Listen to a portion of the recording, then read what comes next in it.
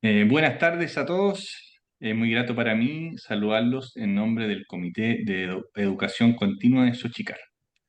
Hoy en nuestra webinar mensuales de guías clínicas vamos a revisar el consenso australiano-neozelandés de cardio-oncología publicado el año pasado. La presentación estará a cargo de la doctora Carla García. Ella es cardióloga pediatra del Hospital Roberto del Río y Clínica Alemana. Doctora Carolina Campos será la moderadora de la webinar, quien es también cardióloga pediatra del Hospital Roberto del Río y Clínica Alemana. Como panelistas tendremos a la doctora Claudia Trincado, quien es cardióloga pediatra, especialista en ecocardiografía y jefa del Laboratorio de Cardiología No Invasiva de la Universidad Católica. También estará la doctora Pamela Rojo, quien es cardióloga de adulto, especialista en ecocardiografía e imágenes y jefa del Servicio Cardiovascular de Clínica Dávila. Y también contaremos con la doctora Pamela Silva, quien es oncóloga pediatra del Hospital Roberto del Río. Hemos querido darle una mirada amplia a estas guías con el equipo de doctoras expertas en el área. Agradezco desde ya la disposición que han tenido para estar presentes el día de hoy. Quiero recordarles que durante la presentación pueden hacer sus preguntas en el segmento de preguntas y respuestas que está abajo y serán respondidas al término. A continuación, los dejo con la doctora García para iniciar la presentación. Adelante, Carla.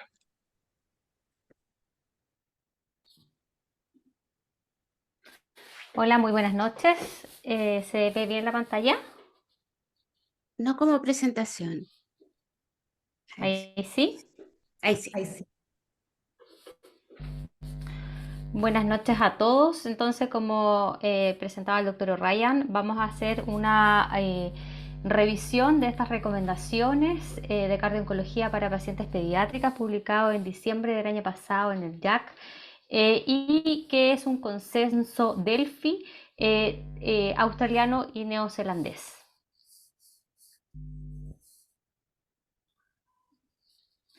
Primero quise tomar un poquito la palabra para explicar un poco lo que es un consenso Delphi.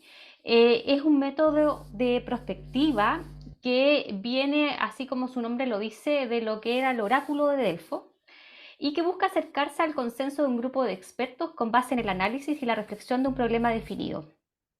Esto se basa en que la calidad del juicio subjetivo grupal generalmente es superior a la de un individuo debido a la mayor información de la que dispone un grupo.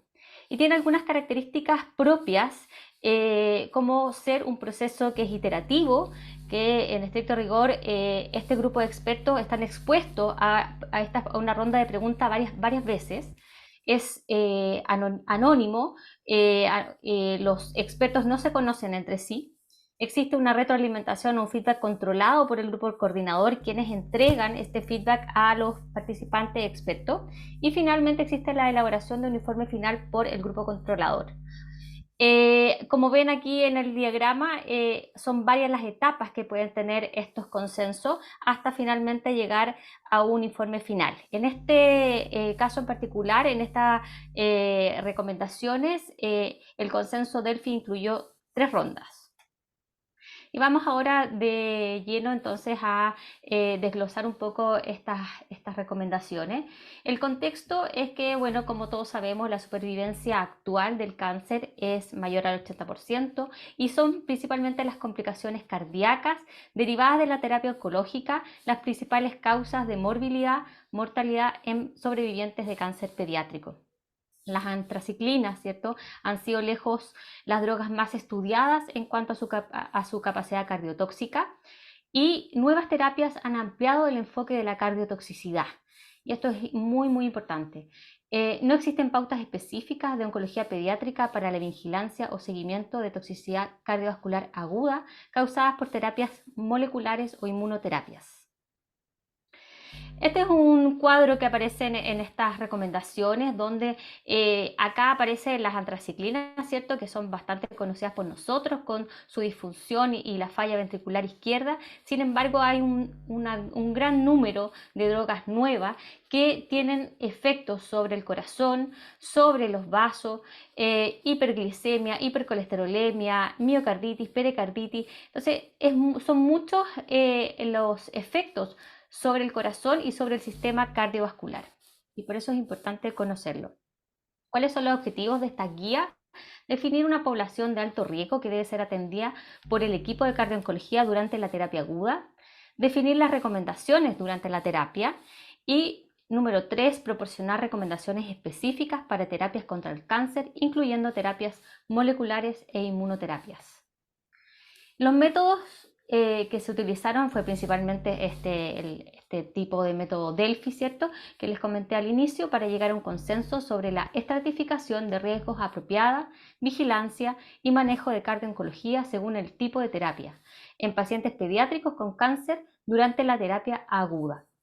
Y los participantes fueron expertos en cardiología pediátrica, oncología y radiología, quienes participaban como comité directivo del registro y biobanco de cardiooncología australiano y grupos de hematología y oncología pediátrica de Australia y Nueva Zelanda. Así se definieron 11 dominios de cardiooncología para la vigilancia aguda, utilizando directrices como base, las directrices de cardiooncología europeas y estadounidenses que están publicadas para adultos. Se generaron finalmente 54 preguntas en los 11 dominios. La selección y creación de las preguntas se diseñaron con la intención de lograr consenso sobre la vigilancia de la cardiooncología para pacientes pediátricos con cáncer en la fase aguda del tratamiento. ¿Y cómo se definió el consenso? El consenso fue como un acuerdo mayor al 90%. Todas aquellas preguntas que tenían respuestas de acuerdo o muy de acuerdo, finalmente, si las respuestas eran mayores a un 90%, se definía como un consenso. ¿Qué pasaba cuando estas preguntas no alcanzaban el 90%? Entonces eran revisadas por el grupo de enfoque, teniendo en cuenta la literatura actual y los comentarios anónimos de los participantes, y volvían a enviarse nuevamente para una segunda revisión, una segunda ronda, y que estos expertos vuelvan entonces a dar su opinión. Y así fue como finalmente llegaron a 3 rondas. Se reunieron inicialmente 34 expertos, sin embargo en la primera ronda solo participaron 29, de los cuales un 58% eran oncólogos y 12 eran cardiólogos pediatras, 42%. En la segunda ronda participaron de los 29, participaron solo 23, y finalmente en la tercera ronda participaron los mismos 23 expertos. Esto es un diagrama de cómo se fue haciendo este consenso, que es más o menos lo mismo que nosotros habíamos comentado, y teniendo en base que la idea de esto era hablar de antraciclinas, terapias nuevas, moleculares y como los inhibidores checkpoint, por ejemplo, radiación, y cuáles eran como los principales puntos. Tener alguna opinión en relación al uso de la cardioprotección, evaluar estas terapias nuevas, tratar de hacer algún tipo de seguimiento y guías de seguimiento a corto plazo para estas nuevas terapias. Dentro de los dominios, entonces, el primer dominio fue definir el grupo de pacientes de alto riesgo en oncología pediátrica que deberían ser evaluados durante la terapia aguda. Y aquí los primeros 2 puntos son bastante desconocidos para todos nosotros, porque es harto lo que sabemos del impacto de la radioterapia y de las antraciclinas, y hace un tiempo ya se dio estos cortes, ¿cierto? Sabemos que aquellos pacientes que han recibido más de 35 Gray son pacientes de alto riesgo, o más de 15 Gray asociados a cualquier dosis de antraciclinas van a ser de alto riesgo, y en las dosis de antraciclinas cada vez se ha ido como disminuyendo el corte. Hoy en día estamos hablando de dosis mayores a 250 miligramos por metro cuadrado, equivalentes a doxorubicina, son pacientes de alto riesgo. ¿Quiénes más se definen como pacientes de alto riesgo? Se llegó al consenso que se definirían como alto riesgo todos aquellos pacientes que reciben inhibidores del factor de crecimiento vascular endotelial, inhibidores de la proteína quinasa mTOR, inhibidores de proteasa o inhibidores de los checkpoint. Portadores de cardiopatías congénitas preexistentes, pacientes que tengan antecedentes familiares de enfermedad cardiovascular y aquellos con disfunción ventricular isquémica. Pacientes con síndrome metabólico, enfermedad renal crónica, jóvenes embarazadas al momento de recibir cualquier tipo de terapia contra el cáncer. Este grupo entonces correspondían a aquellos pacientes de alto riesgo que deben ser evaluados durante la terapia aguda. Como segundo dominio, se definió el conjunto mínimo de investigaciones estándar para pacientes de cardiooncología que tenían alto riesgo durante la terapia aguda. En estricto rigor, ¿cómo vamos a evaluar estos pacientes? Y el consenso fue unánime en que debe haber una buena evaluación cardiovascular que debe incluir un historial médico, cardíaco y familiar, exploración de los factores de estilo de vida que sean modificables, evaluar riesgo de síndrome metabólico, muy importante, medición de presión arterial y un electrocardiograma basal. Y dentro del estudio por imágenes, si bien el grupo de expertos prefirió siempre la evaluación con ecocardiograma tridimensional, también es claro de que esta herramienta no es factible ni es accesible a todos los medios. Por lo tanto, dado la realidad existente, se recomendaba un ecocardiograma 2D con evaluación de fracción de eyección del ventrículo izquierdo, fracción de acortamiento, strain longitudinal global, disminución de la masa, la velocidad de acortamiento corregida por frecuencia cardíaca y la relación y la disfunción diastólica. También plantean la posibilidad de realizar una resonancia cardíaca si la calidad del eco transtorácica era subóptima.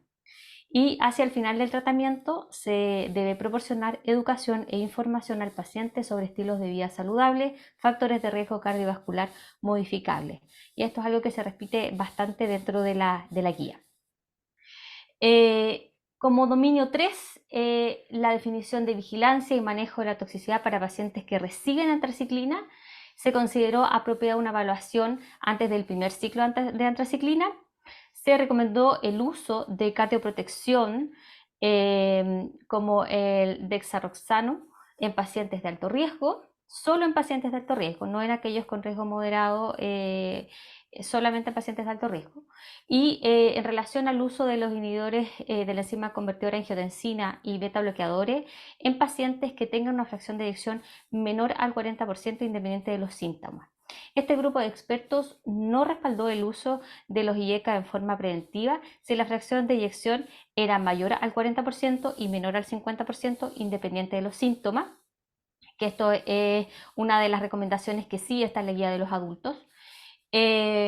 En relación al uso de los biomarcadores, la troponina 1 solo debe utilizarse para detección de cardiotoxicidad, y también era uno de los puntos que ellos describían de que, a diferencia de los adultos, preferían utilizarlo solamente en algunos casos. Y aquí empieza todo un desglose de lo que es la definición de vigilancia y manejo para aquellos pacientes que están recibiendo drogas nuevas para nosotros. En este caso, el dominio 4 habla de aquellos que reciben inhibidores del factor de crecimiento endotelial vascular, dentro de los cuales uno de los más comunes y conocidos es la Avastin. Antes del inicio de la terapia se debe tener una medición de la presión arterial, hacer cálculo de la función renal y una medición de proteinuria. Estas eran las recomendaciones, dado que una de las reacciones como más importante era la aparición de hipertensión, la cual aparece dentro de la primera y segunda semana. Por lo tanto, ellos consideran apropiado que a este grupo de pacientes, además de hacer una evaluación inicial antes del inicio de las terapias, también tengan una segunda evaluación, en realidad, dentro del primer mes. Posteriormente, las evaluaciones podían ser con cardiólogo o oncólogo cada 3 meses, siempre haciendo énfasis en la medición de la presión arterial y la evaluación de la función renal. Y después de los 12 meses de terapia, las evaluaciones ya podían ser cada 6 meses si el paciente no había presentado ninguna sintomatología de toxicidad. En el dominio número 5 están aquellos pacientes que reciben inhibidores de mTOR. Dentro de los conocidos está el everolimus. Estos pacientes también deben someterse a una evaluación inicial a presión, a medición de presión arterial, glicemia, perfil lipídico y función renal. Estas eran las recomendaciones para este grupo. Estos parámetros en general ellos recomendaban que debiesen repetirse estas evaluaciones cada 6 meses y luego, si no hay sospecha de toxicidad después de 12 meses, pudiesen hacerse cada 12 meses nuevamente estas evaluaciones. En relación al dominio 6, eran aquellos pacientes que recibían inhibidores de la quinasa BRCA-ABL. Y aquí recomendaban una evaluación inicial con un electrocardiograma, un ecocardiograma y evaluaciones cada 3 meses en busca de toxicidades. Dentro de estos grupos, el ponatinib y el nilotinib inducen hipertensión arterial y eventos trombóticos. Y esto lo ponían como énfasis y al momento de preguntar a estos expertos, ellos no respaldaban la búsqueda rutinaria en busca de eventos trombóticos. Ya, eso también era una diferencia con las guías de adultos. Y después de 12 meses, si estos pacientes en realidad no había ninguna manifestación de toxicidad, podían alejarse estas evaluaciones cada 6 meses. El dominio 7 era para aquellos que recibían inhibidores proteosómicos y también la hipertensión arterial aquí era un efecto de los más comunes.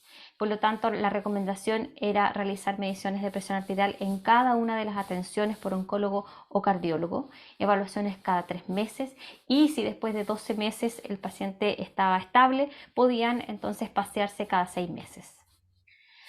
En relación a los inhibidores de la tirosina quinasa de Bruton, estos pacientes aquí lo que más hacen, el factor adverso más importante es la presencia de arritmias.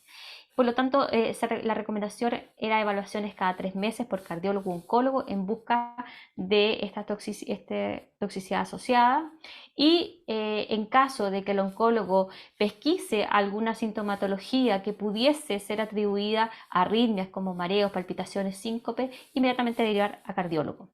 Después de 12 meses también podían espaciarse estas evaluaciones cada 6 meses. Y en relación a aquellos pacientes que reciben inhibidores de tipo checkpoint, la vigilancia está principalmente orientada a buscar la miocarditis. Por lo tanto, realizar un electrocardiograma y troponina 1 antes del inicio del tratamiento y luego recomendaban realizar tanto el electro como las troponinas dentro de las 48 horas antes de cada dosis administrada. O sea, cada vez que el paciente debía ingresar para la administración de esta droga, debiesen tener esta evaluación. Y evaluación con eco en caso que aparezca algún síntoma asociado que haga sospechar miocarditis. Obviamente hospitalizar en caso de la sospecha. El dominio 10, ellos hacían la definición de la vigilancia y el manejo del QT prolongado y definían los 2 grados, aquellos pacientes que tenían en general QT corregidos menores a 500 milisegundos. Debían principalmente corregirse las alteraciones hidroelectrolíticas, suspender aquellos fármacos o agentes innecesarios que estén prolongando el QT y repetir el electrocardiograma en 48 horas. En el primer caso, sin suspender la terapia contra el cáncer. Sin embargo, en aquellos pacientes que tenían QTs mayores a 500 milisegundos, debían derivarse a cardiólogo y suspender la terapia contra el cáncer hasta que se normalice el QT, siempre y cuando no existan evidencias de arritmias ventriculares. Y el dominio número 11 está dado principalmente en relación a los inhibidores de los checkpoint y la sospecha de miocarditis. ¿Qué hacer en caso de sospecha de miocarditis? Suspender la terapia, hospitalización urgente en la cama monitorizada, evaluación con electro, ecocardiograma, biomarcadores y resonancia cardíaca. Descartar el síndrome coronario agudo cuando corresponda, descartar otros eventos adversos secundarios a la terapia con inhibidores de checkpoint discutir la biopsia endomiocárdica. Y si se confirma la miocarditis, tratar la insuficiencia cardíaca sintomática y suspender, en este caso de forma permanente, la terapia con inhibidores checkpoint. Esos son los dominios, como les comentaba, son estos 11 dominios, y en relación a la discusión de este grupo australiano y neozelandés, ellos describen de que aún existen desafíos en predecir de alguna manera cómo se van a comportar estas terapias en nuestros pacientes. Cómo hacer la vigilancia de las enfermedades cardiovasculares asociadas a las terapias contra el cáncer. Este estudio proporciona un marco inicial para evaluar la vigilancia de la cardiotoxicidad en el entorno agudo. Y esa es una de las principales diferencias, a lo mejor, con lo que muchos de nosotros habíamos leído previamente, lo cual puede servir como base para evaluar el impacto de los resultados cardiovasculares finales. En relación a la definición de una cohorte de alto riesgo para someterse a vigilancia cardiooncológica, más o menos el primer punto es muy conocido por todos nosotros, por nuestro conocimiento sobre los efectos de las antraciclinas, ¿cierto? Pero un segundo punto muy importante es el síndrome metabólico, que quizás muchas veces lo dejamos de lado. Aquellos pacientes que están obesos, que son hipertensos, que tienen dislipidemia, que tienen diabetes, son pacientes de alto riesgo cardiovascular.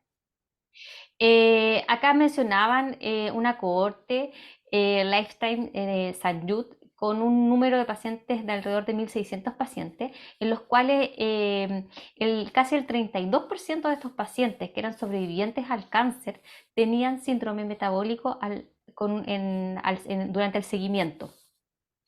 Las pautas actuales de efectos tardíos recomiendan además siempre buscar estos efectos, realizar glicemia en ayuna o hemoglobina glicosilada cada 2 años, junto con evaluación del peso, la talla, la presión arterial en todos los niños que han recibido radioterapia. Se incluye a todos los pacientes tratados con nuevas terapias moleculares e inhibidores de los checkpoint. Se debe para gestionar cualquier factor de riesgo cardiovascular modificable, obesidad, optimización de la actividad física, alimentación saludable y evitar fumar. Una encuesta, que esto fue uno de los puntos que más me llamó la atención, una encuesta realizada por el grupo de trabajo de cardio-oncología pediátrica del American College mostró que el 48% de los encuestados abordaban solo rutinariamente el manejo de la presión arterial, 46% la dieta y el ejercicio, y el 46% abordaba otros problemas cardiovasculares como el tabaquismo y la obesidad. El 14% de los encuestados refiere que nunca abordaba ninguna de las condiciones mencionadas anteriormente. El 60% de los encuestados nunca había abordado los hábitos de ejercicio. O sea, este es un punto muy importante dentro de nuestra labor. Los expertos no estuvieron de acuerdo con implementar pautas que exijan, esto ya lo había mencionado, un cribado de biomarcadores, dado que hasta la fecha no se ha demostrado de forma convincente la precisión diagnóstica de los biomarcadores cardíacos en la vigilancia de las reacciones adversas asociadas a terapia contra el cáncer. En relación a la pregunta de los inhibidores de la enzima convertidora angiotensina, proporcionan un beneficio en pacientes con daño cardíaco inducido por antraciclinas. En pediatría sigue sin una clara respuesta.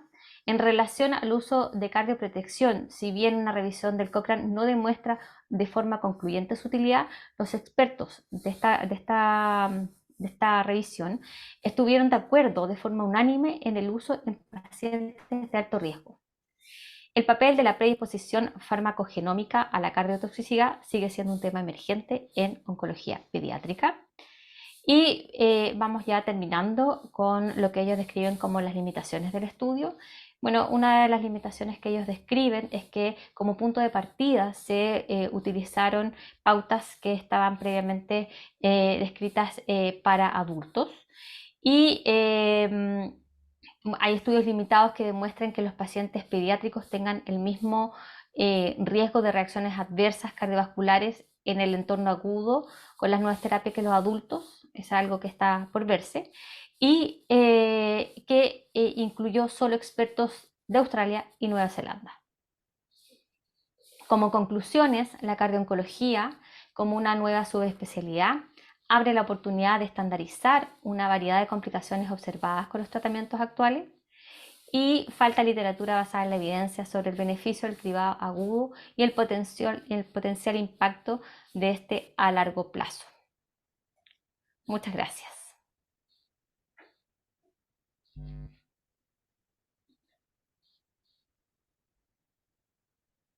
Muchas gracias, doctora García, por la interesante presentación de esta guía de recomendaciones cardiooncológicas pediátricas, algo muy novedoso para nosotros.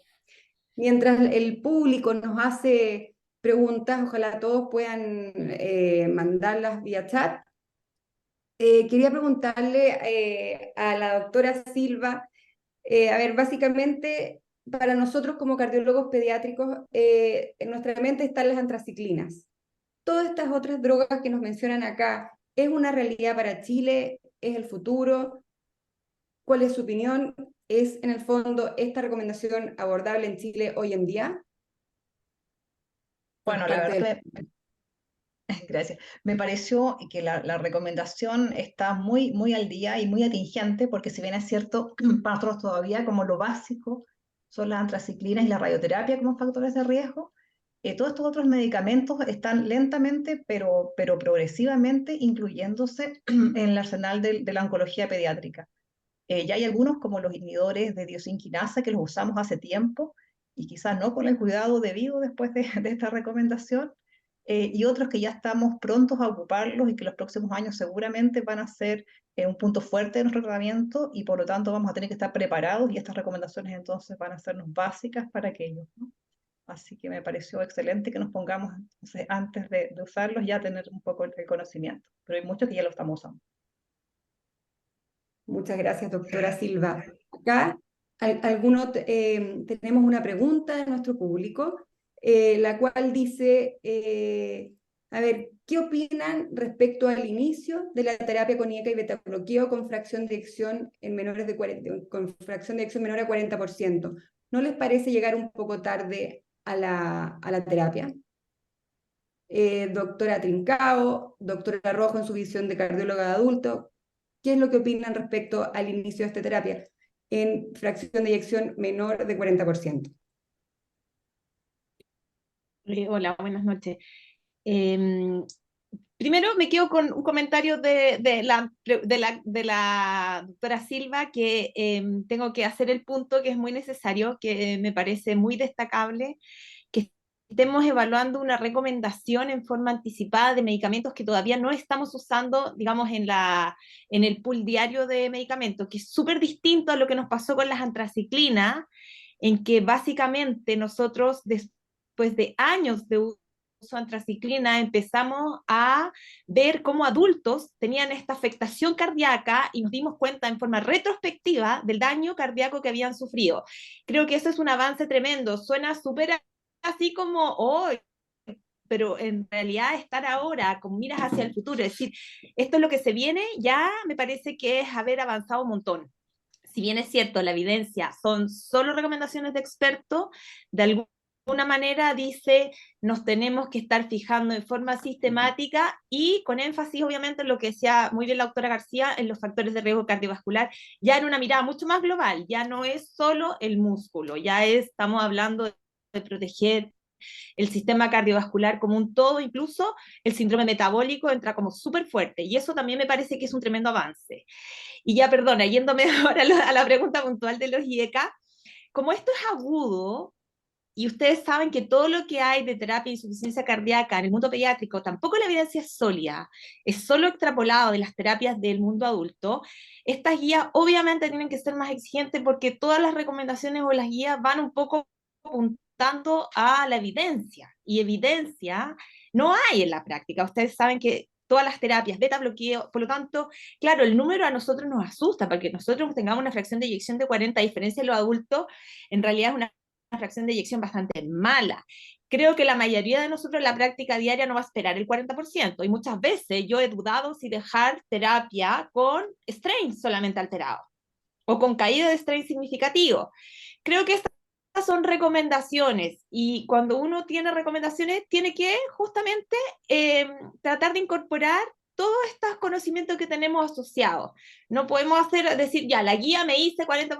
No, ahí hay una historia familiar que pesa un montón, hay un montón de factores de riesgo cardiovascular. No nos olvidemos que muchos de estos niños ya han pasado por varias terapias, son recaídas de leucemias, linfoma. Muchas veces han sido pacientes con radioterapia o que están con un precondicionamiento pretrasplante, por lo tanto, también tienen mucha carga previa y son más lábiles. Así que yo en ese sentido creo que súper bien la recomendación, pero hay que mirarla como una recomendación, no como una guía así como para la vida tan estricta. Muy bien, gracias, doctora Trincao. Doctora Rojo, desde el punto de vista de adultos, ¿qué están usando para el inicio de la terapia? ¿Qué Fíjate tipo que de corte, antes, digo? sí, yo estoy de acuerdo con Claudia en el sentido de que la decisión es absolutamente individual. Yo creo que nosotros debemos ir incorporando cada vez más un concepto que todos lo entendemos, pero que es bueno que lo pongamos así en el papel y con letra grande y ojalá con mayúscula y en negrita, que es como lo que más estamos incorporando ahora, por lo menos en la población adulta, cuál es la estratificación de riesgo. Y ese concepto se insiste mucho ahora que debe ser en varias etapas, porque es evolutivo y a su vez puede ir cambiando de un día para otro. Entonces, nosotros hemos hecho mucho hincapié en estratificar el riesgo antes de iniciar la terapia, durante la terapia, al finalizar la terapia, en una fase primero precoz y después una a largo plazo, que es como un poquito más lo que nosotros vamos a ver que ustedes nos van a ir dejando como herencia. Y en la estratificación del riesgo pre-inicio de terapia, ahí es fundamental el rol del oncohematólogo y probablemente de las enfermeras que están como relacionadas al inicio. Probablemente sería bastante más fácil si nosotros pudiéramos hacer un checklist.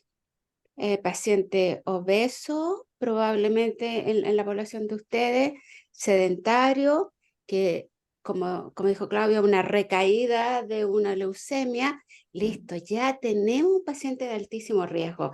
Y más encima vamos a usar tal y tal esquema de terapia. Entonces, ese pacientito probablemente al tiro es una luz roja, ¿ya? Una banderita, banderita roja. Otros chicos, no obeso, primer episodio de un sarcoma y más activo, probablemente va a tener una banderita más verde, más amarilla.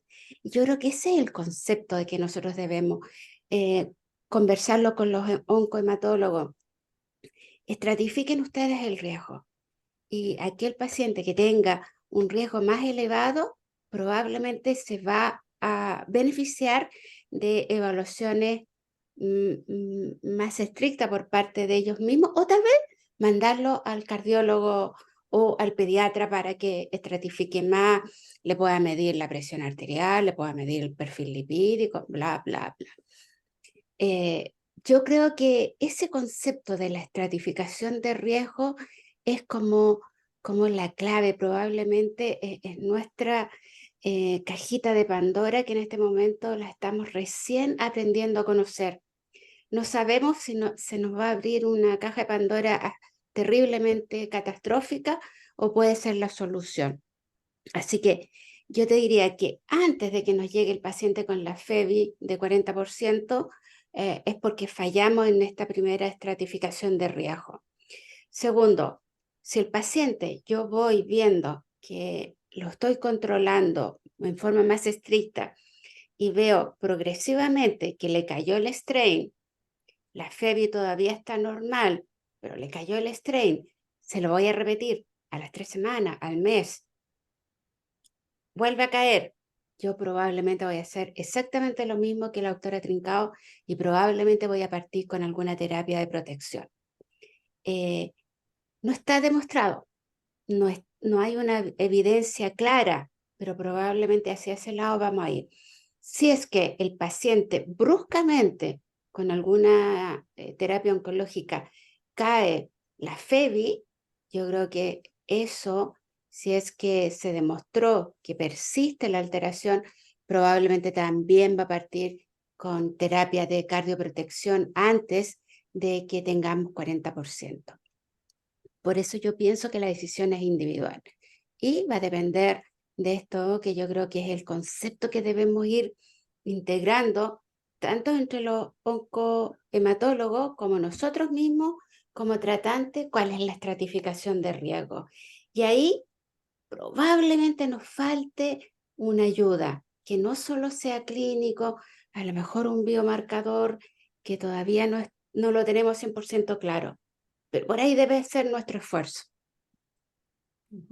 Muchas gracias, doctora Rojo. Dentro de las otras preguntas del público tenemos, por el momento, ¿cuál método es el que recomiendan para medir la fracción de eyección del ventrículo izquierdo de la población? A ambas ecocardiografistas le pregunto, doctora Trincao, doctora Rojo. Sigamos en En el orden, mundo Pam. ideal, en el mundo ideal, Ya, ya, En el yo mundo voy a ideal contestar la es parte igual. media. Oye, no, lo que pasa es que en la guía, a mí me da pena decirlo así, pero un poco es así. Nosotros siempre como que copiamos de alguna manera algunas cosas del mundo adulto. La guía adulto señala que la forma de medir la fracción de eyección es la fórmula de Simpson. Pero nosotros sabemos que en el mundo pediátrico nosotros muchas veces tenemos dificultades técnicas para marcar borde y todo. Entonces ahí yo creo que uno tiene que hacer lo que hace en el día a día y lo que sabe hacer mejor y lo que tiene menos error, y en pediatría la variabilidad es menor con la fórmula de Bullet. Por lo tanto, nosotros, ¿qué hacemos? Les voy a contar una cosa local. En nuestro laboratorio consensuamos que niños de menores de 10 años los medimos por fórmula de Bullet y a los mayores los medimos por Simpson, porque nos parece que tenemos una muy buena aproximación hacia la fracción de eyección. Eso es un consenso interno y lo importante aquí es básicamente hacer siempre lo mismo y que todos hagan lo mismo. Tener sí. poca variabilidad interobservador e intraobservador. Más que en el fondo manejarse con la fórmula, mi recomendación es háganlo siempre de la misma manera. Es como, ese creo que es lo más importante. Y lo otro, como un poco para profundizar en lo mismo, creo que ya está demostrado que como marcador preclínico la fracción de eyección es un poco tardía, por lo tanto también hay que hacer un esfuerzo ahí para el uso de strain longitudinal, y esta es la población que se beneficia del uso de strain longitudinal, así que ahí también una invitación un poco a como incorporarlo de forma más rutinaria. Y ahí yo siempre viene la típica pregunta en que en poblaciones más pequeñitas está la propia frecuencia cardíaca más elevada, lo que a veces dificulta, ¿no es cierto?, en la evaluación de un strain como óptimo, como bonito. Claro, si ustedes tienen un chico de unos, no sé, yo creo que entre 8 a 10 años para arriba, es como muy cercano a una población de adultos en que el strain es como sencillo de obtener. Yo creo que ahí no se olviden de un marcador que a veces lo minimizamos, pero que ya está apareciendo como una nueva herramienta y que puede ser bastante fácil. ¿Cuál es el MAPSE? El MAPSE, bien utilizado, eso sí, que tiene que ser un promedio del MAPSE septal y del MAPSE lateral, ojalá dividido por la longitud del ventrículo izquierdo en su máxima, y ese valor puede ayudar muchísimo. Es sencillo, es exactamente igual que la evaluación del TAPSE, solo que promediado. Y ustedes con eso es una herramienta que también puede acercarnos a evaluar a un strain más rústico. Esto ya está siendo validado por algunos trabajos norteamericanos en especial, así que yo creo que no se olviden de esa herramienta que puede ser muy sencilla. Y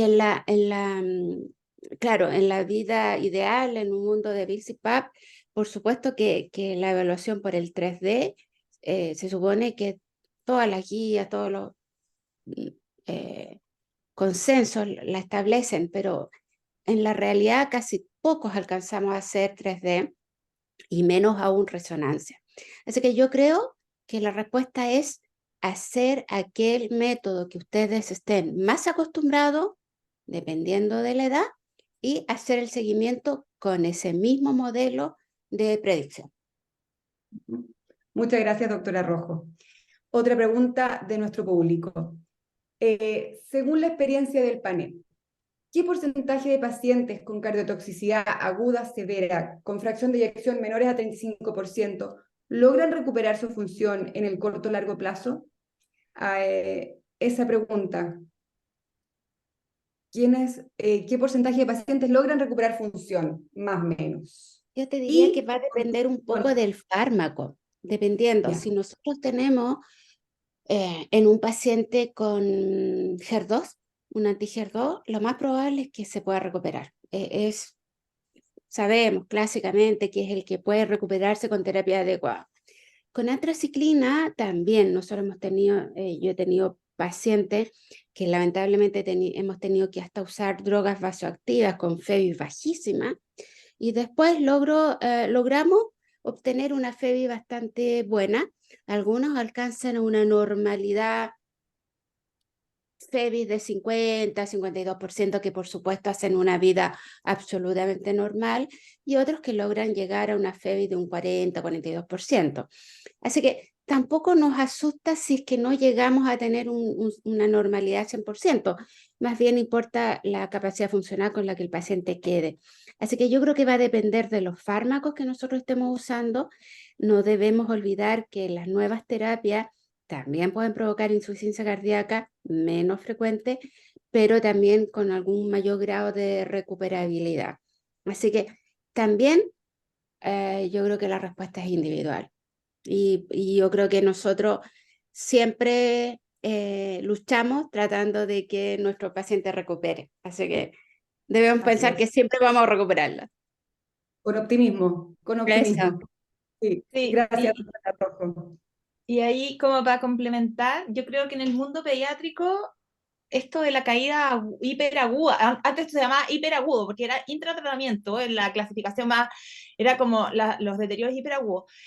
Aquí lo FOME y en general está bien asociado a la antraciclina, es lo que más nosotros vemos, porque en el fondo lo otro ya tiene que ver más con arritmias malignas, es que hay que acordarse que un porcentaje importante de este deterioro, que es como el 20%, es por alteración de la contractilidad, pero un porcentaje no menor, que es como el 50%, esto lo saqué de un artículo porque me pareció súper interesante, es por alteraciones de la poscarga.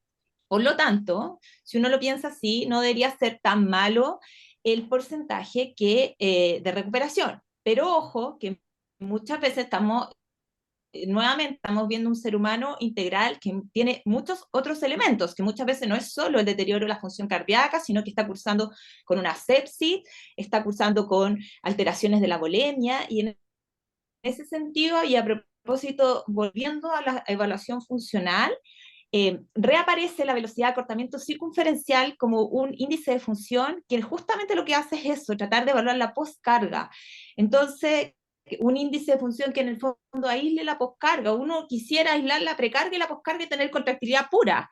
Eso en eco es difícil de lograr, se puede, pero es bien, hay que calcular el estrés, un montón de cosas. Entonces, pero de alguna manera tenemos que acordarnos no solamente la contractilidad, y este es un modelo donde la carga es súper variable, pues son pacientes que están con hipervolemia, hipovolemia, frecuencias cardíacas variables, por lo tanto aquí el porcentaje exacto yo no lo sé, tengo la sensación, unos nos ha ido bastante mal, nosotros tenemos un par de trasplantados cardíacos niños, en el fondo que hicieron disfunción muy severa, tengo en la cabeza 2 o 3, por lo tanto no son tan pocos, pero sí también tengo en la cabeza algunos que, volemizando adecuadamente, haciendo soporte, han salido. Muy bien, muchas gracias. Para las panelistas, cardióloga adulta infantil, ¿cómo están evaluando en sus centros el daño agudo de la cardiotoxicidad, en el fondo el efecto agudo de la cardiotoxicidad? Obviamente todos estos pacientes tienen una evaluación cardiológica inicial, pero después, ¿siguen después de cada ciclo empezar de nuevo cada protocolo o esperan los 250 miligramos por superficie acumulada? En esto, en las guías de adulto, se hizo bastante hincapié, que es un poco en lo que se basó, ¿no es cierto?, este consenso, y es, ellos plantean un seguimiento más estricto después de cada ciclo en paciente, todo valorado en base a esta evaluación del riesgo inicial, ¿ya? Paciente que tengo de alto riesgo, el seguimiento va a ser cada tantos ciclos, se le va a hacer troponina, cada tantos otros ciclos el ecocardio. Entonces nosotros tenemos esa utilidad. Paciente, en cambio, que tenga moderado riesgo, se le va a hacer troponina cada tantos ciclos y eco al medio, al final, etc. Paciente de muy bajo riesgo, solamente eco al principio y al final. Entonces, ese Perfecto. concepto se integra muy fuertemente en las primeras guías de cardio-oncología para cada fármaco. Y ahí, como lo que se trató de posar aquí también, pacientes que tienen uso de antraciclina, usted evalúe y estratifique el riesgo. Paciente que tiene muy alto riesgo, siga estrictamente a este paciente, hágale troponina cada ciclo, buscando la cardiotoxicidad. Búsquela, búsquela. En cambio, si usted tiene bajo riesgo, relájese y observe solamente en tales y tales condiciones. Así que nosotros tenemos la ventaja en los adultos que tenemos el apoyo de la troponina, que acá en la población pediátrica, ¿no es cierto?, no está tan validado. Por lo tanto, yo no sé qué valor podría tener el que yo les recomiende hacer un seguimiento con la troponina, que tampoco es barata, ¿no es cierto?, para nuestra realidad nacional. Entonces, probablemente una valoración alternado entre troponina y ecocardiograma en pacientes de alto riesgo podría ser la solución. Y no solamente, no se olviden que lo importante y el concepto más fundamental es que ahora cardiotoxicidad no solamente es función sistólica del ventrículo izquierdo, sino que también está relacionado con las arritmias, está relacionado con la presión arterial, está relacionado con fenómenos de miocarditis. Entonces, tenemos que ir ampliando nuestro concepto, es decir, no solamente estar pensando en la FEBI, no. Acá tenemos que ir viendo. Y para eso, el mejor es la relación con los oncohematólogos, porque no sacamos nada con aprendernos la cantidad estratosférica de fármacos que ellos tienen, porque les aseguro que mientras ustedes están aprendiendo uno, ya están apareciendo 5 más. Así que es mejor llamar al oncólogo, oye, ¿qué estás usando con este chico? Tal fármaco, ¿y qué es? Ya, perfecto. Entonces yo ya sé qué voy a ir a buscar. Y eso es lo importante. ¿Qué está usando? ¿Qué debo ir a buscar? Si busco, si estoy usando, qué sé yo, ibrutinib, obviamente no le voy a pedir ni troponina ni eco, le voy a pedir electrocardiograma en forma seriada. Si estoy usando nilotinib, le voy a controlar la presión arterial. Esa es la idea. Esa es la idea, yo creo que el concepto. ¿Qué fármaco están usando? Y así el oncohematólogo me diga, oye, estoy usando inhibidor de los proteosomas. Ya, yo ya sé, por ahí me voy a buscar. ¿Ya? Y no solamente pensar en FEBI. Eso, en el fondo, estratificar según riesgo Siempre. y buscar Siempre. sus posibles efectos colaterales. Exacto. A raíz de un poco de esta pregunta, doctora Trincao, el uso o su experiencia en su centro con los biomarcadores, ya sea ProNP, troponina, ¿En qué, en qué pacientes los están buscando así como de alguna forma protocolizar, o les ha ayudado en la toma de decisiones, o ahí ya nos vamos a lo que se dice que en el fondo en pediatría no hay mucha evidencia? ¿Cuál ha sido su postura en su centro? Bueno, la verdad es que en nuestro centro el tema del seguimiento de los oncológicos partió hace 10 años por lo menos, por lo tanto ya tenemos como ciertas directrices que las hemos ido logrando como permear a todo el grupo, y eso ha hecho que sea un poco más fácil la toma de decisiones, ¿ya? En términos del seguimiento, nosotros seguimos y construimos esta OTE en conjunto con muchos cardiólogos pediatras que trabajaron arduamente de varios centros, y propusimos un esquema muy parecido a lo que dice Pamela del mundo adulto. ¿Cuántos ciclos para las leucemias? Primero identificamos los cánceres que usaban dosis altas de antraciclina. Y allá en el mundo pediátrico se nos simplifica un montón, porque básicamente son las leucemias, linfomas, los sarcomas, algunos hepatoblastomas, y no hay mucho más. Y hay tumores sólidos, pero de mucho menor prevalencia. Por lo tanto, eso ya fue como empezar a decirle a todos los cardiólogos, fíjense en estos cánceres. Y después, usando el modelo PINDA, que va variando, pero en el fondo propusimos y lo copiamos ahí en la orientación, cada cuántos ciclos, qué proponíamos medir. Y fue en la construcción de esa recomendación, fue bien discutido el tema de los biomarcadores por lo mismo, porque la evidencia en pediatría todavía es bien disímil. Entonces, ¿qué propusimos nosotros? Casi como una recomendación un poco experto, que lo dejábamos para el grupo de pacientes que estaban en la línea media. Porque para los que tienen un daño establecido, porque les cayó la fracción de eyección y está establecido que tienen, eso no, uno no se calienta mucho la cabeza. Hay que o suspender terapia o dejarle tratamiento protector, etc. Y los que estaban bien, tampoco había mucho que darse vuelta, pero los que estaban al medio, que tenían caídas que no eran muy significativas, strain intermedio, pensamos que en ese grupo se pueden beneficiar los biomarcadores. Pero ojo, que ahí tuvimos que hacer la pega de medir un biomarcador inicial, porque tampoco podemos decir este paciente tiene troponina X, bueno, ¿y cuánto tenía antes? No sabemos. ¿Era normal? Claro. ¿Asumimos que era normal? Entonces, eso obligaba de alguna manera también a tener un basal. Y ese basal en general lo hacíamos para los pacientes de más riesgo, en el fondo en que pensábamos que iban a recibir radioterapia, los que ya se mencionaron, dosis mayores de 250, pacientes muy pequeños también que están, o cánceres más complejos, ¿ya? Y ahí incluyo todos los trasplantes de precursores hematopoyéticos que han pasado por todo. Entonces, esos también son pacientes que uno pudiera usarlo.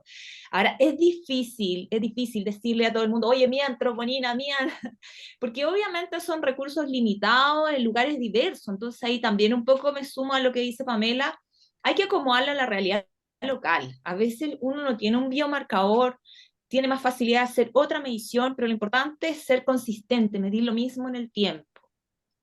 Como Ok. eso, no sé si. Sí. Muchas gracias, doctora Trincao. Tenemos muchas preguntas, a ver si alcanzamos por el tiempo. Acá, una pregunta a la doctora Pamela Silva. ¿Cómo es la realidad chilena respecto al uso de la cardioprotección, el dextrosexane? ¿La estamos usando en los pacientes de alto riesgo según las definiciones? ¿Se evalúa cada caso? ¿Cómo la disposición en los distintos centros? ¿Hay en todos los hospitales? ¿Lo paga el GIES o no? ¿Cómo es el uso? A veces pareciera que un poco engorroso llegar y solicitarlo. Cuéntanos un poco de este cardioprotección, por favor. Sí, la verdad es que no tengo la claridad de todos los centros. Nosotros lo usábamos en forma más bien caso a caso, como individual, y yo creo que desde ahora, después de unos casos complejos que tuvimos, estamos usándolo, ya hicimos licitación en el hospital porque es caro y no lo teníamos disponible. Y ahora lo vamos a empezar a usar de acuerdo al grupo de riesgo de todas maneras, porque con los casos que tuvimos se hace absolutamente imprescindible. Y bueno, las revisiones no son exhaustivas, antes teníamos mucho miedo al segundo cáncer, como que estaba ahí pendiente, pero eso se ha ido desdibujando, y es solamente un poco la duda que teníamos de si era efectivo o no, costo versus beneficio, pero la verdad es que está recomendado en todos lados en este momento, así que no hay mucho que discutir. Yo sé que en otros centros lo ocupan, pero no sé si la totalidad de los centros PINDA lo están ocupando. Es una pregunta ahí que voy a dejar pendiente para responder en el grupo de nosotros. Muchas gracias, doctora. ¿En los adultos usan frecuentemente en los grupos de alto riesgo la cardioprotección? Doctora Rojo, ya me dijo Pero que no no. no, no. Nosotros no le creemos mucho al DEXA, no está recomendado. En general nos basamos en cardioprotección, pero con terapias como estatina, carvedilol, IECA. Yo diría que más nos inclinamos a ese estilo de cardioprotección. No se usa en adultos para nada. eh, y yo creo que son casos muy aislados. eh, Así que no. Si nosotros revisamos el tema enfocado a pediatría hace poco, y claro, la evidencia no es tan categórica, pero claro, necesitas un grupo muy grande para tener una evidencia tan Eh, categórica, y había una eh, tendencia hacia que era mejor usarlo. Por eso nos inclinamos ahora por usarlo, y como te digo, en los pacientes de alto riesgo vamos a empezar a usarlo en todos. yo creo que eso, yo creo que entre no hacer nada y intentar dar algo, y justamente lo que tú acabas de decir, pacientes de muy alto riesgo, y volvemos al concepto básico. Yo quería preguntarte en forma racional, ¿tú crees que puede resultar esto de que en las unidades de oncohémato se pueda a llevar a cabo en todo nuestro país y en otras unidades de nuestra Sudamérica o Latinoamérica, este concepto de la estratificación de riesgo? Porque en realidad esta estratificación de riesgo la tienen que hacer ustedes. Y Claro. nosotros, no los cardiooncólogos, a nosotros nos van a llegar cuando tú piensas y me digas, pucha, ¿sabes qué? Este paciente no me gusta y todo. ¿Tú crees que si somos ordenados y podemos realmente llegar a aplicarlo bien? Mira, en el PINDA somos bastante ordenados. El Grupo Infantil Oncológico de Chile es muy ordenado y seguimos al pie de la letra casi todos nuestros protocolos, como que igual creo que podemos hacerlo. Sin embargo, hay que reconocer que en la cardiología nos ha costado harto que pongamos la dosis de antraciclina en la interconsulta del cardiólogo, ya ha sido un tema. Así que, bueno, yo creo que tenemos que trabajarlo y hacerlo de alguna forma que sea como rutinaria y que el paciente, lo que tú decías, llega y es catalogado en un riesgo y vamos vigilándolo desde el punto de vista cardiológico. Nosotros nos asustamos con un par de casos que tuvimos y creo que estamos muy sensibilizados al tema, así que vamos a trabajar en eso, y el PINDA yo creo que puede lograrlo absolutamente. Yo creo que eso es muy importante lo que acabas de decir, porque eh, en realidad nosotros no somos tantos cardiólogos en Latinoamérica, y si nosotros pensamos en la cantidad de nuevos cánceres que están apareciendo y la cantidad de los sobrevivientes de estos cánceres, yo creo que en realidad sería casi imposible que nosotros podamos atender a todos los pacientes. Y por eso es que es fundamental que nosotros nos dediquemos a los pacientes de muy alto riesgo, y para eso es fundamental, y perdón que repita, pero es que creo que es la base, es que exista una buena conexión primero, y segundo, una adecuada estratificación de riesgo. Y por supuesto, cuando tú me digas, "Ay, te necesito porque este paciente está grave", yo al tiro corra a hacerlo, ¿te fijas? Y tampoco demorarme en la atención, pero no recibir a aquel paciente que no se justifique porque va a ocupar un lugar específico. En forma, yo creo que racional, tenemos que ir manejando bien nuestros recursos. Y para eso yo creo que hay que usar estas herramientas que nos pueden ayudar a ordenarnos. Cuando partimos de cero, es lo que cuesta. ¿Cómo lo hago? Y yo creo que por ahí tiene que ser mejorar la conexión y hacer buenas estratificaciones de riesgo. Muchas Súper de gracias. acuerdo. ¿Perdón? Caro, Ah, Caro, sí, no, yo quería mencionar un poco esto. Primero preguntarle a la Pame Silva en relación a la leucemia linfoblástica aguda, que es lo que a nosotros nos toca más ver en pediatría, ¿cierto? Los pacientes todos van a llegar a recibir una dosis acumulada de sobre 250 miligramos por metro cuadrado, o hay pacientes que no. Claro, no, ahí lo dividimos en tres grupos. Tenemos la leucemia linfolástica estándar, que tiene una dosis más baja, la Ya. de riesgo medio, y la alta, que creo que es el grupo más complejo, que sobrepasa los 240 miligramos, que recibe el riesgo medio, y el bajo un poquito menos incluso. Así que Ya. podemos ir limitándolo, y son los sarcomas los que reciben la dosis más alta. Sí, sí, Sí. nosotros hace poco en el hospital tuvimos algunos pacientes, dos pacientes con daño importante, Claro, Yui y con rhabdomyosarcoma. cardiotoxicidad, sí. Sí. Y bueno, en las recaídas hemos llegado Sí, a en la valores recaída, y en la recaída yo creo de que ahí es donde más probablemente leucemia. nos beneficia el uso del cardioxane. Me acuerdo con esa revisión que hicieron ustedes hace poco, eh, porque claro, efectivamente la disponibilidad del fármaco no es tan fácil. Entonces, probablemente dejarlo a este grupo de pacientes que sabemos que ya muchos de ellos tienen 350 Sí, acumulados y hacen una sí, recaída y sobrepasa. vuelven a recibir. Entonces, en ese grupo de pacientes yo creo que es fundamental poder asociarse ahí al uso del cardioxane. Sí, yo creo que no son tantos, ¿ah? Mira, son los sarcomas y la leucemia linfolástica en recaída y las de riesgo alto. Eso sería como el grupo específico que tenemos que darle de refuerzo. Y tener la vigilancia que hemos conversado.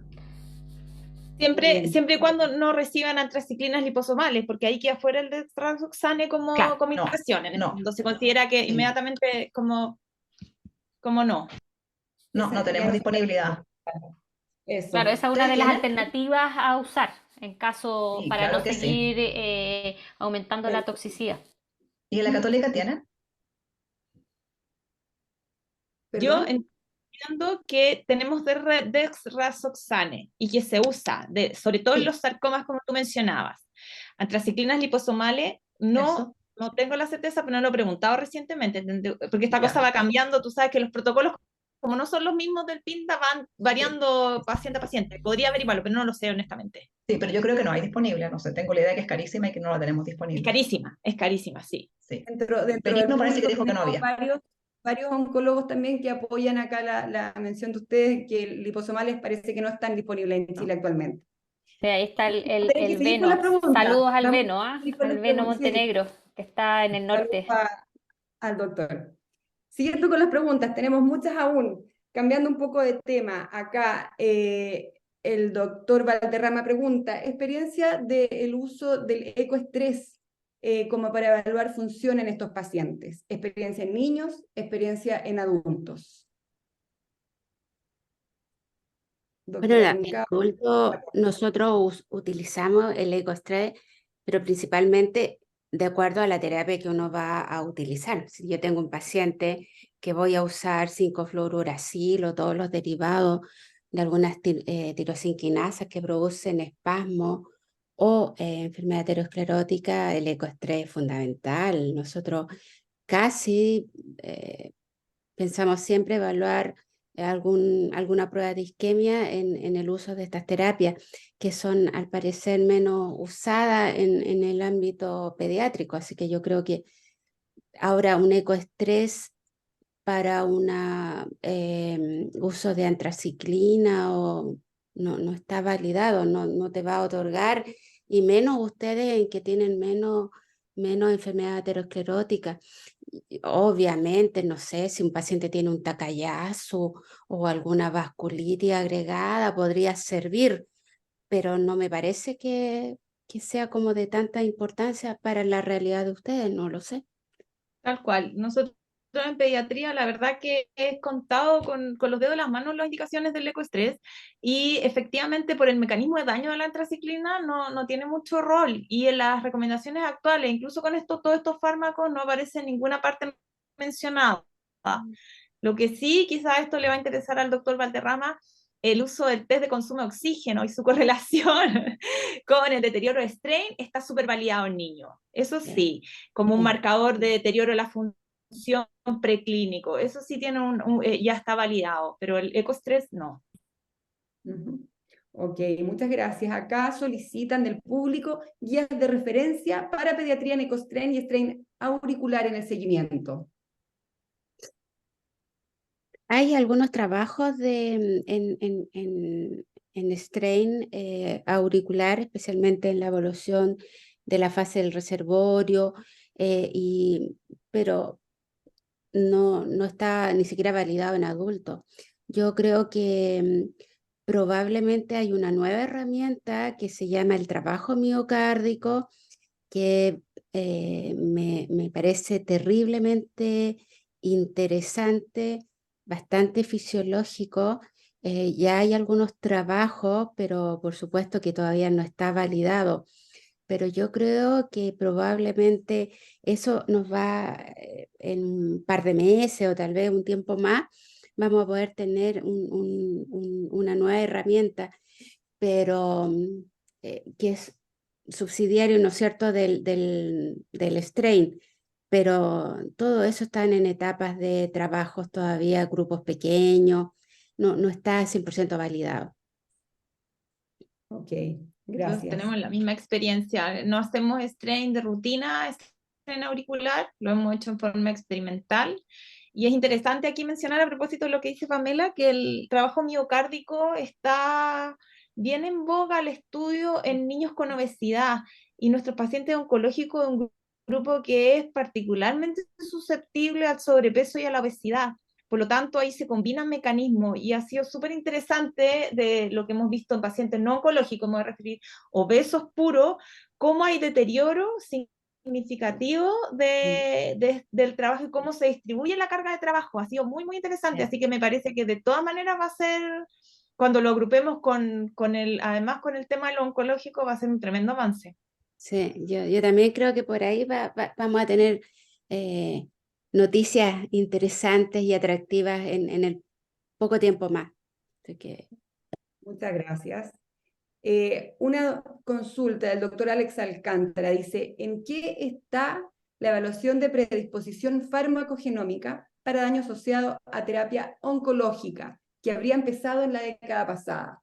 Doctora Silva, ¿qué nos puede En contar estudio, usted en de estudio. esta... La verdad es que por ahora no tenemos ninguna herramienta, pero tenemos mucha esperanza. Hay un estudio multicéntrico que está haciendo en varios hospitales pediátricos que está buscando, tanto retrospectivo como prospectivo, está buscando asociaciones y pensamos que en un tiempo no tan lejano pudiéramos disponer de estudio de polimorfismo génico para ir adaptando la terapia a cada individuo.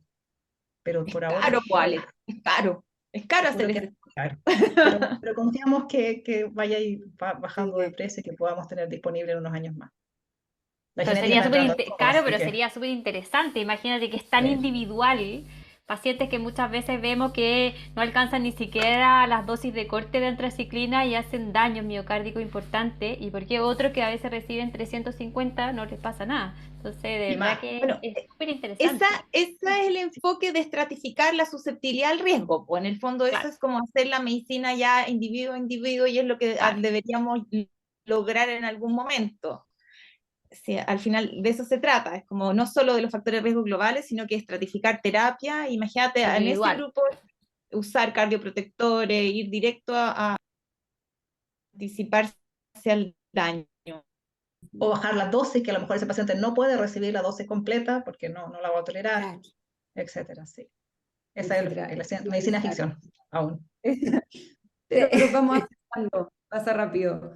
Otra pregunta del público. La evaluación de disfunción diastólica con Doppler tisular impresiona como precoz en daño en las antraciclinas. ¿Cuál sería la recomendación de ustedes y en qué parámetros serían los más útiles? yo amo la diástole, pero lamentablemente los estudios no han sido validados en forma adecuada. Si uno lo piensa, podría ser una alteración mucho más precoz que la disfunción sistólica, pero en los trabajos realmente de seguimiento más adecuado no se ha validado. ¿Cuáles podrían ser los parámetros de mayor importancia? La relación EE', la S, tanto a nivel derecho como a nivel izquierdo, y por supuesto que la aparición de un llenado restrictivo.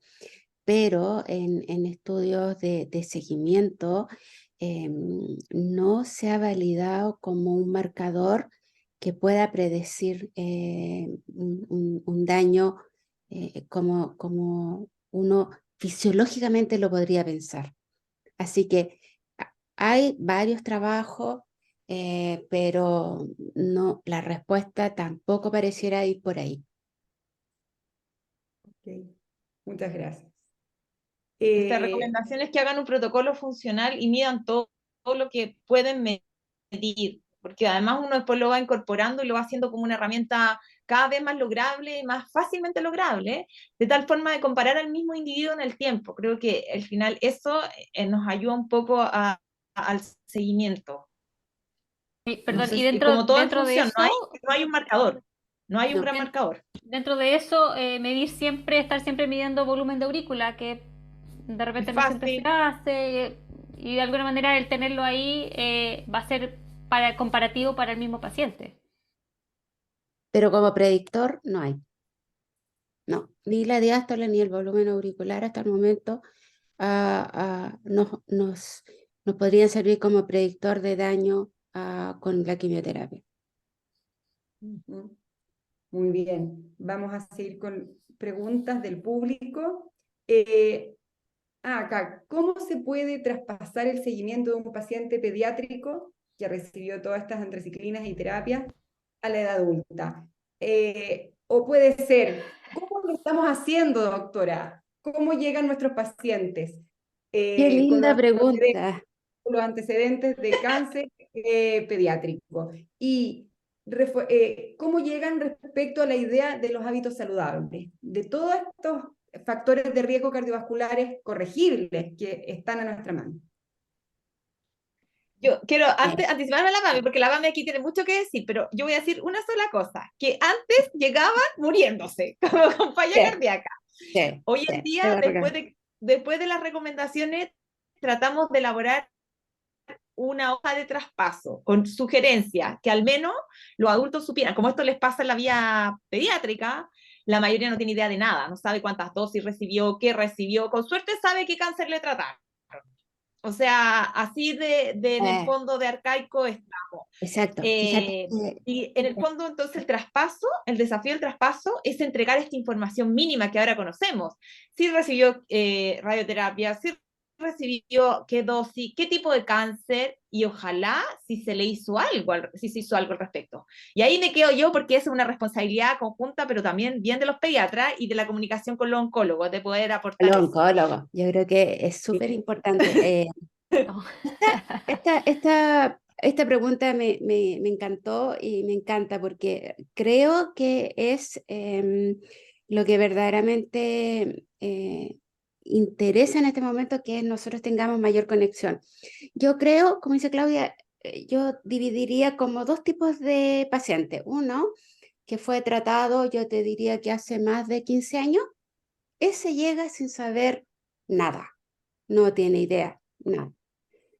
Uno por casualidad está haciendo un eco y de repente ve una cortina mitroaórtica llena de calcio y uno, ¿usted fue irradiado alguna vez? ¿Tuvo? Ah, sí, doctora. Esa es como la gran aproximación que tenemos. No, sí, yo tuve un linfoma y me hicieron esto, otro. Pss, ahí, eso es todo. A diferencia de gente más joven, sin mentirles, ayer me tocó ver una mujer de unos 54 años que llegó porque hizo una taquiarritmia por FA en la clínica y llegó y le empiezo a preguntar, ella un poquito sobrepeso, y entre los antecedentes y ella me dice, pero yo tuve un cáncer de mama y fui tratada con quimioterapia y radioterapia, y mi doctor oncólogo me dice que siempre diga eso. Entonces, es una maravilla. No sabía bien las dosis, pero ya tenía esa aproximación. Entonces, yo creo que es fundamental que mejoremos la interrelación. Por supuesto que la gente que fue tratada tiempo atrás, eso no se puede revertir, pero cuando ustedes den de alta, y volvemos a insistir el concepto de cuando se termine la terapia oncológica, el paciente sea nuevamente estratificado con su riesgo y decirle, mire, usted tiene un riesgo bajo de complicaciones a largo plazo. No es cero, pero es bajo. Diferencia a usted que tenga un riesgo alto. ¿Por qué? Porque eres obeso, porque tienes dislipidemia, porque tienes esta otra enfermedad congénita, etcétera, etcétera. Por lo tanto, a usted se le aconseja que siga el control con cardiólogo cada tanto tiempo, puede ser cada un año el primer tiempo, después cada 3 años, pero usted de aquí a 5 años tiene que ser controlado por un cardiólogo. Eso yo creo que es importante que lo establezcamos. Y nosotros lo definimos con la estratificación de riesgo al término de la oncoterapia. Y eso, lo ideal es que lo haga el oncohematólogo, que le diga al paciente, usted más o menos debe controlarse con un cardiólogo de aquí a tantos años, pueden ser 1 año, 3 años, 5 años, dependiendo del riesgo, pero lo más importante es que mantengas el peso, no adquieras hábitos como cigarrillo, practica algún deporte, no seas sedentario, es decir, lo que es fundamental, el manejo y el control de los factores de riesgo cardiovascular. Así que yo creo que es el momento de que nosotros cambiemos la historia y eso se tiene que hacer por lo menos de ahora en adelante con los pacientes que están ustedes tratando para que los cardiólogos del futuro, yo ya no voy a estar, sea mucho más fácil y ellos detecten a pacientes no en estadios tan avanzados. Bien, muchas gracias. Acá otra Igual, pregunta, ya nos van dame un quedando segundo, menos. Claro, yo quería Sí, comentar. la PAME. Pame, por favor. Sí, sí, lo que pasa es que, bueno, yo quería comentar cómo lo vivimos nosotros. Nosotros antes damos de alta a los pacientes y le decíamos, te está sano, no tiene ninguna secuela, está feliz, te va. Y ni un control más. Y bueno, después de un tiempo ya hemos ido cambiando, pero quizá nos falta un poco estandarizar lo que tú dices, como darle una estratificación de riesgo, pero ya estamos recomendando y tratando que el paciente sepa y se entere más de su historia. Lo seguimos por 10 años, así que en 10 años tendríamos mucho tiempo para hacer algún cambio en su estilo de vida y para explicarle y educarlo un poco de lo que tuvo. No nos va tan bien con eso, yo creo que tenemos que cambiar de estrategia porque uno ve que control tras control viene el paciente y sigue teniendo los mismos hábitos y no hemos logrado cambiar ninguna cosa y uno da el discurso otra vez y el otro año igual. Entonces yo creo que hay que hacer algo más, pero sí ya estamos por lo menos mandándolo a que tenga un control cardiológico, que tenga algún control que no está sano. Eso por lo menos yo creo que lo hemos cambiado. Nos falta uniformarlo un poquito más. Yo creo Sí, que es agregar fundamental eso. otra cosa, en esto del traspaso de la información a adultos, incluso ni siquiera en la misma edad pediátrica, el traspaso de la información de oncología a cardiología pediátrica para nosotros es fundamental.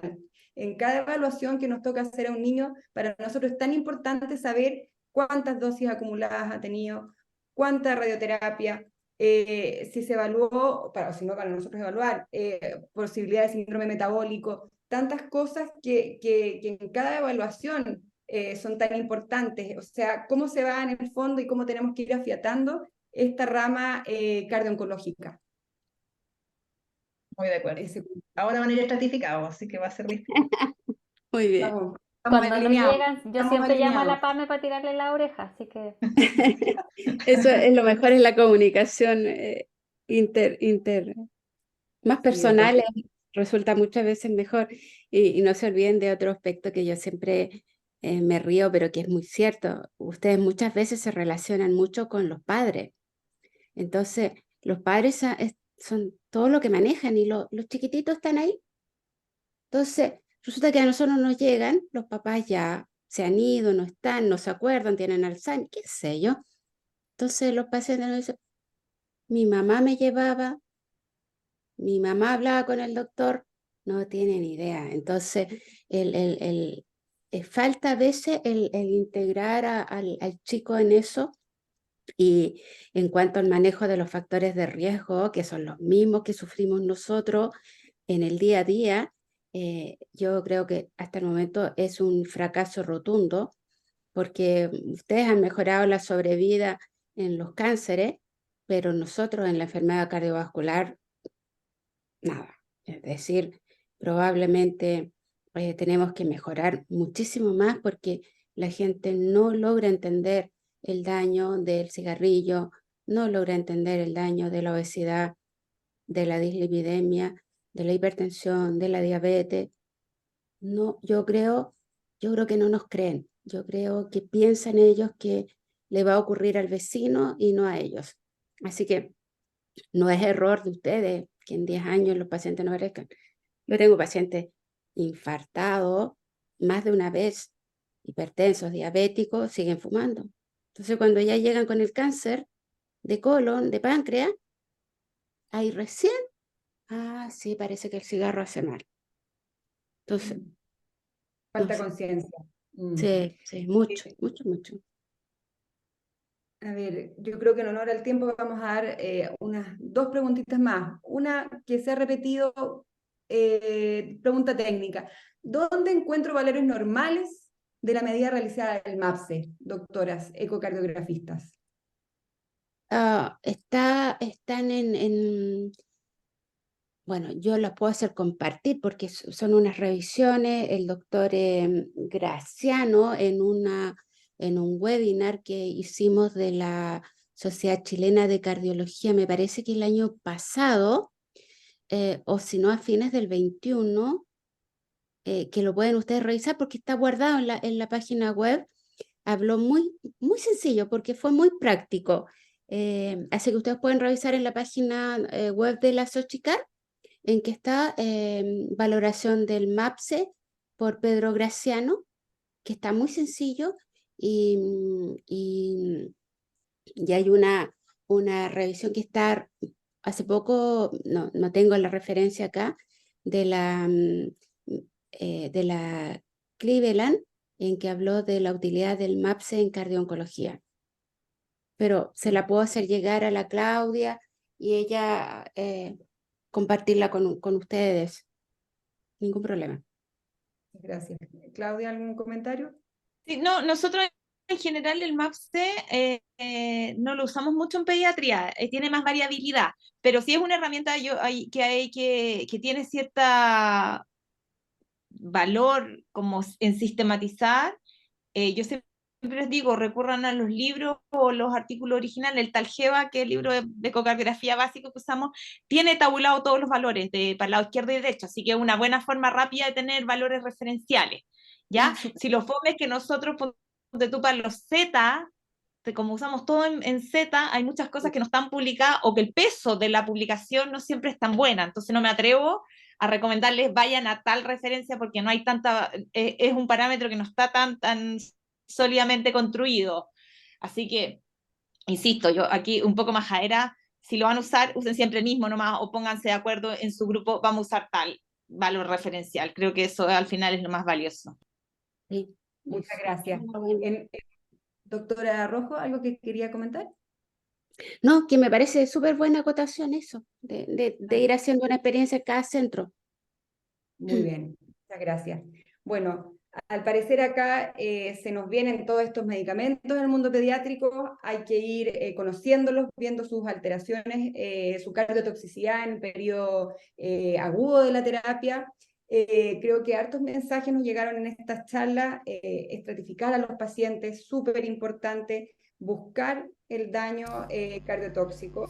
Y la información, lograr afiatarnos, yo creo, como equipo cardio-oncológico para que la información de Eso cada es muy paciente importante. permita evaluar en el día a día a estos niños, futuros adultos. Eso. Y yo agregaría el tema de los factores de estilos de vida modificables, que creo que es súper importante, y la educación, que es una herramienta tan barata. Yo creo que no hay que dejar de educar, y desde el día uno, o sea, desde el día en que se hace el diagnóstico del cáncer, que estos pacientes sepan que en estricto rigor van a ser pacientes que van a requerir evaluaciones cardiológicas por muchos años. Y El como yo resto de su siempre le vida. digo a los niños, Más que muchos Diosito años, le para toda la regaló, vida, para Diosito toda le la regaló un vida. corazón sano, depende de usted cuidarlo. Porque a nosotros como cardiólogos pediatras que nos toca ver tanto niño con malformación cardiológica, o sea, vemos un corazón sanito, por favor, cuídenlo. O sea, Sí. no fumen, no al sedentarismo, alimentación saludable. Entonces, de verdad, yo creo que esa es una de las cosas que, que se repiten y que salía muy mencionada en esta guía, nuestro papel como oncólogos y como cardiólogos de seguir educando.